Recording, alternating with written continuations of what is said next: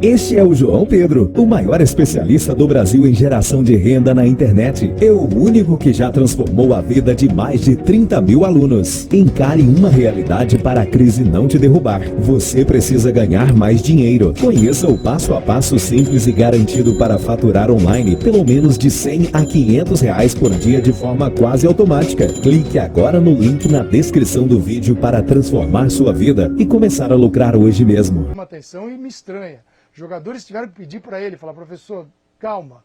Mas esse era o discurso dele, era o discurso da calma. Ele foi contratado passando isso para a diretoria.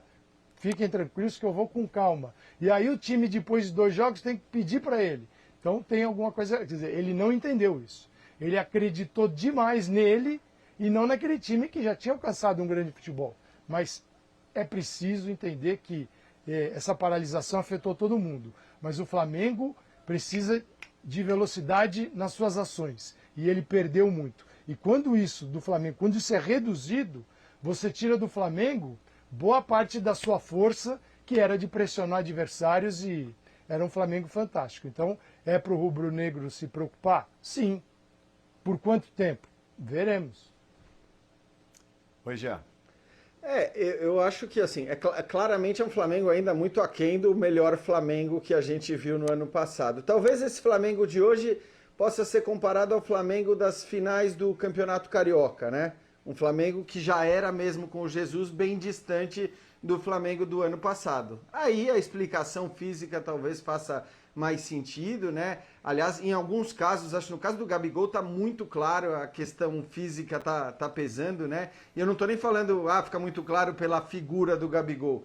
Eu tô falando pela lentidão de reação do Gabigol em certos lances, né? Tá muito claro que ele demora mais do que costuma demorar, do que a gente viu no ano passado. De qualquer forma, como disse o Mauro, acho que assim, a vitória era importante nesse momento, porque o Flamengo perder as 3 primeiras era inimaginável. Vale lembrar, né? O Coritiba teve um jogador expulso ainda no começo do segundo tempo, então era de se imaginar que o Flamengo matasse o jogo rapidamente. Isso não aconteceu, depois até correu o risco de empate. Então acho que assim, é um Flamengo ainda muito distante do melhor, mas é um Flamengo que pelo menos sabe aproveitar a qualidade das suas peças, né? Ainda que algumas delas não estejam no máximo.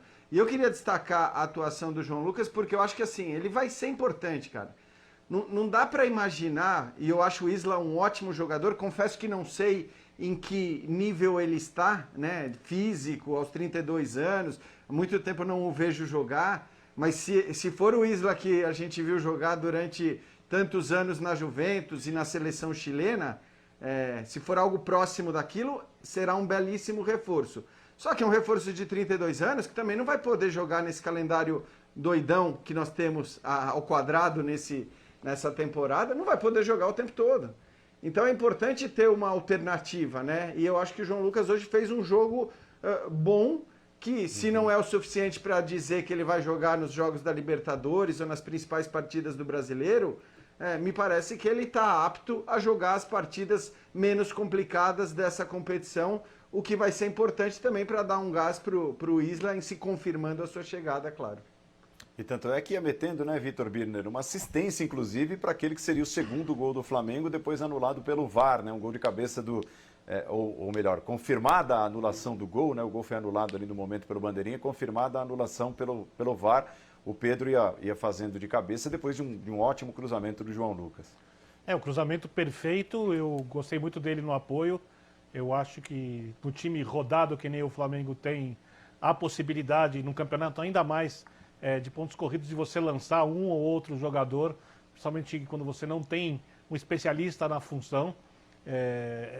O impedimento foi milimétrico, então a parte do lateral foi feita com precisão, a questão foi o posicionamento de quem finalizou. Agora, eu acho que esse problema do Flamengo, no jogo passado, foi a tomada de decisão do técnico, as decisões.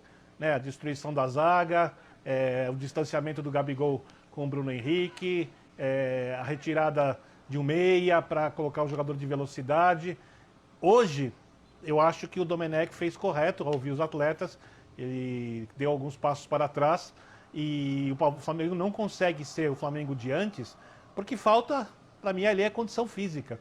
Condição física que vai fazer com que os jogadores aumentem a velocidade do jogo, que eles se desloquem com mais velocidade, que eles mantenham esse padrão de intensidade por mais tempo, que vai acuar os adversários, que vai melhorar inclusive a qualidade de alguns lances técnicos.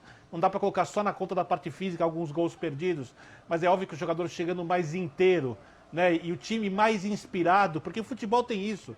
A gente não pode esquecer que quando um jogador de bom nível atua numa equipe que tem um bom jogo coletivo, ele se inspira. O cara faz uma jogada bonita aqui, o outro ali, o outro acolá, e um vai, digamos assim, elevando o moral do outro, e aquele coletivo inteiro cresce. O Flamengo ainda não tem isso. O Flamengo tem os jogadores de muita técnica, mas eu acho que fisicamente ainda está muito abaixo. Então, o ideal agora é que o Torrent desenvolva essa parte física, mantenha o maior número de vezes possível a formação que tem seguido, né? Tire jogador se precisar, se tiver alguém para se machucar e aí por diante, para que os jogadores readquiram o ritmo de jogo, até porque não tem muito tempo para treinar, né? E aí o Flamengo consiga aumentar a velocidade do seu jogo para voltar a ser o Flamengo do ano passado. E só para a gente encerrar, vamos para o intervalo. Na volta tem Grêmio e Corinthians. Mauro, é o Grêmio, né? Já que falaremos do Grêmio no próximo bloco, é o Grêmio, o próximo adversário do Flamengo, um jogo que ficou marcado no ano de 2019. No Rio esse jogo, né? No meio de semana, quarta-feira. E o jogo bem mais difícil, certamente, do que esse de hoje, né? O Renato não deve colocar, creio eu, o time reserva, como fez contra o Ceará no meio de semana, né? Hoje ele voltou contra o Corinthians com o time principal. E sobre o lateral, Paulo, o Flamengo, de fato, já fez a proposta ao Isla, ele está propenso a aceitar. Até o site Clube Esporte confirmou a informação da viagem dos dirigentes até a Espanha, onde ele mora na cidade de Valência, para justamente acertar detalhes dessa contratação. Ele estava no Fenerbahçe, não joga há cerca de 5 meses, né? Aí tem o período da parada do futebol, ele parou um pouco antes. Por quê? Porque até eu conversei hoje com um colega da imprensa chilena e estava me explicando que já havia uma certa incompatibilidade com o clube turco por falta de pagamento. Então ele rescindiu o contrato, mas está motivado a vir. O Flamengo tem ainda ali, até fechar, terá essa concorrência do Betis, que também estaria na jogada, interessado no jogador, além do Boca, que eu acho que aí mais complicado, o futebol argentino, numa situação muito difícil, acho difícil que o Boca consiga brigar financeiramente, né, por esse jogador. E o Flamengo ainda tenta outro lateral, ainda continua interessado no Guga, do Atlético Mineiro, e outros 2 jogadores da posição, cujos nomes eu não consegui apurar ainda, também estão sendo procurados. Eles querem contratar 2 laterais direitos.